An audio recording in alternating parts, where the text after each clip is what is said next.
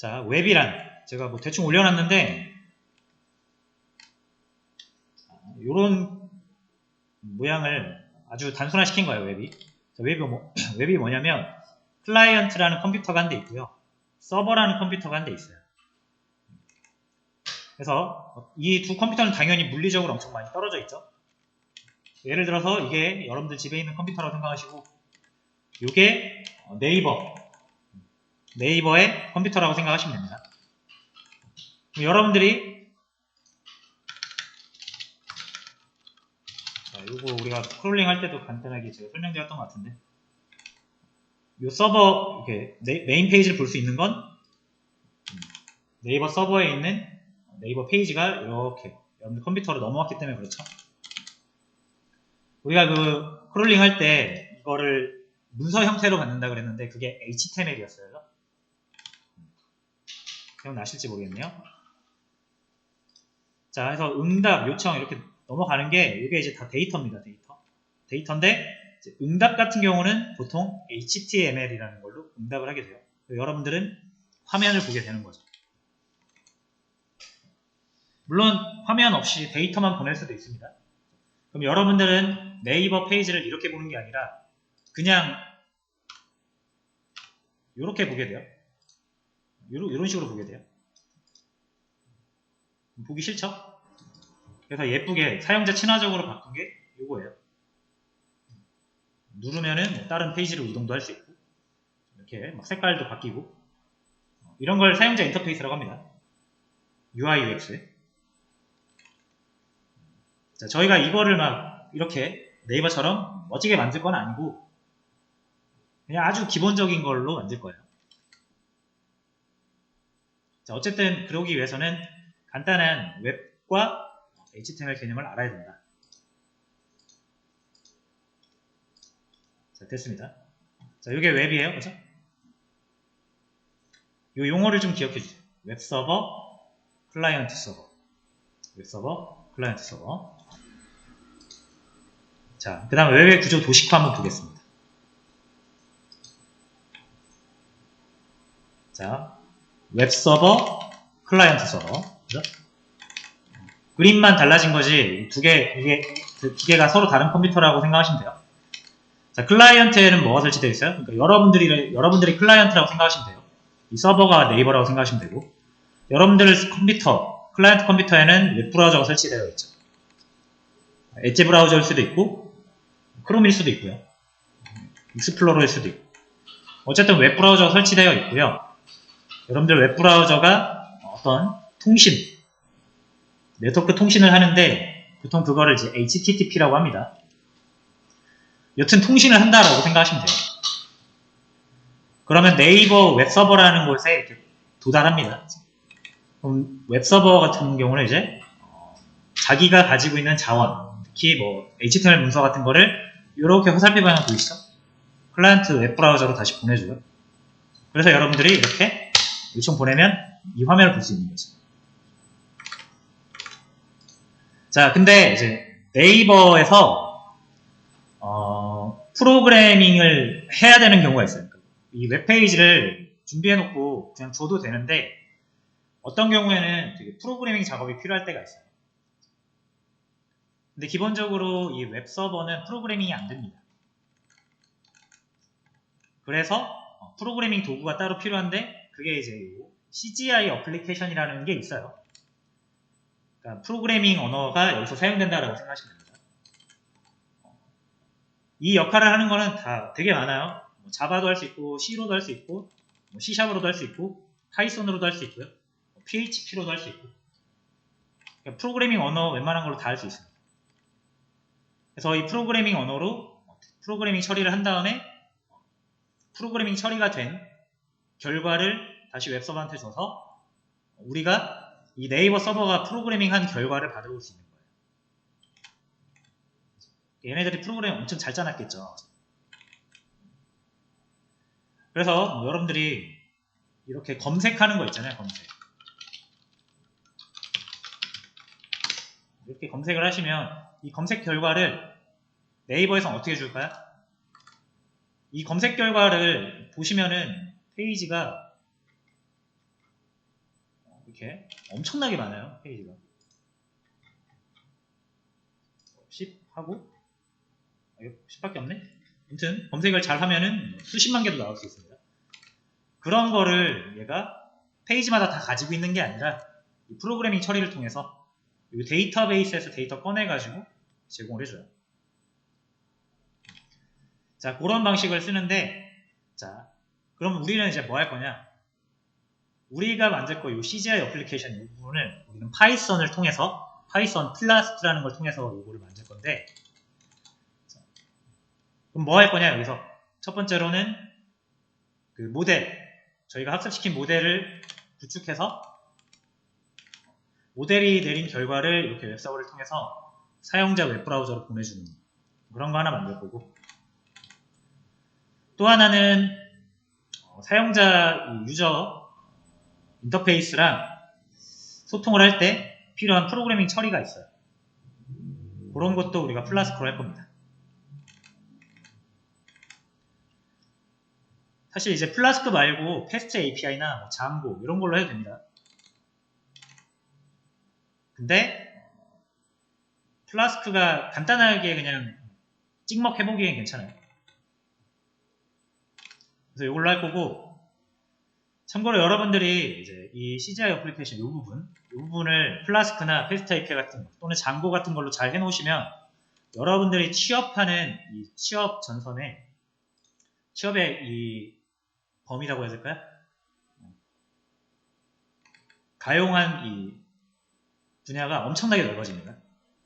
여러분들이 AI 뭐 이런 거만 해가지고는 취업이 10%라고 하면 여러분들이 이쪽까지 섭렵하시면은 취업률이 한 60, 70%까지 올라가요.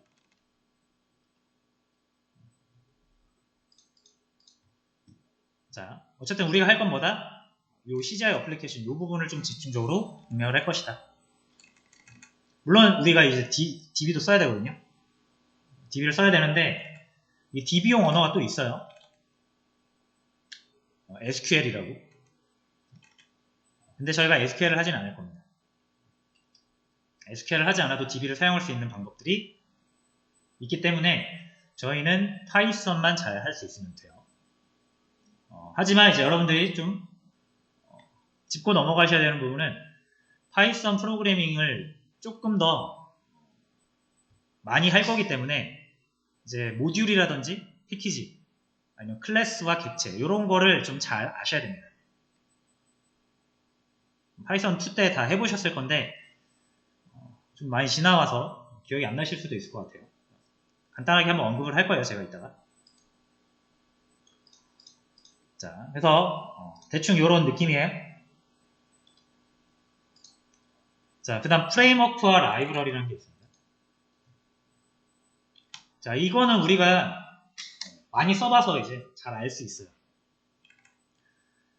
프레임워크랑 라이브러리는 뭐냐면 여러분, 우리가 그동안 사용했던 사이킨런, 텐서플로우, 판다스가 다 프레임워크나 라이브러리입니다. 여러분들이 TV를 보고 싶은데 TV를 보고 싶으면 어떻게 하죠? TV를 사오죠. TV를 직접 만들어서 보는 사람은 없어요. 나 TV 보고 싶은데 하면서 갑자기 뚝딱뚝딱 막 기판 사가지고 만드는 사람 없잖아요. 그죠? 뭐 LG나 삼성 이런 데 가서 사죠. 만들어져 있는 걸. 그러니까 세상 모든 게 그래요. 여러분들이 TV를 보고 싶다 또는 침대를 사고 싶다라고 해서 침대를 만들거나 TV를 만들진 않습니다. 만들어져 있는 걸 사죠. 대신 이 TV를 만드는 전문가들이 있어요. 엔지니어들이. 그래서 그들이 만든 걸 갖다가 돈 주고 사는 거잖아요. 그래서 이미 완성되어 있는 것을 사서 사용하는 거가 라이브러리 또는 프레임워크예요. 그래서 사이킨런, 텐서플로우 여러분들이 모델을 막 미분, 적분 이런 거 하지 않아도 사용할 수 있는 이유가 뭐예요? 다 만들어 놨기 때문에 그렇죠. 잘하는 사람들이. 자, 그런 것처럼 프레임워크와 라이브러리는 그런 개념인데 두 개가 약간의 차이가 있다라고 하면은 라이브러리는 여러분이 갖다 쓰시는 거고 프레임워크는 다 준비되어 있는데 여러분들이 들어가시는 거예요. 그래서 저희가 사용할 거는 이제 프레임워크인데 플라스크라는 프레임워크입니다. 그래서 프레임워크의 주요 우리가 알아야 되는 점은 뭐냐면, 여러분들 펜션 같은 거 빌려서 들어가 보셨나요? 펜션에 웬만한 거 다 있죠. 뭐 싱크대도 있고, 바베큐장도 있고, TV도 있고. 근데 여러분들이 이 프레임 그 펜션에 들어가서 TV를 막 내가 LG TV 마음에 안 들어 해서 삼성 TV로 바꿀 수는 없죠. 여러분이 마음에 안 든다고 여기에 있던 전자레인지를 여기로 옮기면 안 돼서 주인한테 혼나요? 혼나는 정도는 아니고 주인이 뭐라고 하겠죠. 싫어하겠죠. 그러니까 여러분들은 그냥 들어가서 여기에 있는 걸 그냥 쓰고 나오시면 되는 거죠. 대신 펜션에 뭐 규칙 같은 게 있을 거 아니에요. 내부에서 고기를 굽지 마시고 뭐 이런 거 있잖아요. 규칙이 있어서 여러분들 그 규칙만 잘 지켜주시면 여러분들 아무것도 준비하지 않고 펜션 들어갔다가 나오면은 한 2박 3일 재밌게 놀다 올 수 있어요. 그런 것처럼 프레임워크라는 건 다 준비되어 있으니까 너는 몸만 와.